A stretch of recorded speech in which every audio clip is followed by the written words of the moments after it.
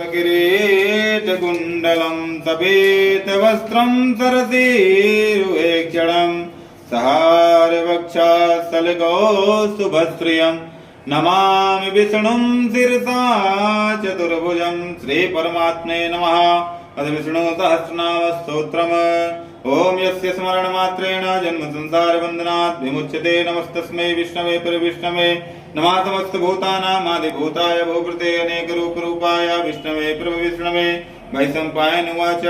कृत्वा धर्मान् शेषेण पावनानि च सर्वतः युधिष्ठिराशान्तनमं पुनरेवाभिभाषत। युधिष्ठिरुवाच किमेकं दैवतं लोके किं वाप्येकं परायणं स्तुवन्तः कं कमर्चन्तः प्राप्नुर्मानवासुभम् को धर्मः सर्वधर्माणां भवतः परमो मतः किं च अनुमुच्यते जन्तुर्जन्म संसारबन्धनात्। भीष्मोवाच जगद्गुरुं देवदेवमनन्तं पुरुषोत्तमं सुवर्णाम सहस्रेण पुरुषा स्तोत्थितः तमेव चार्चयन्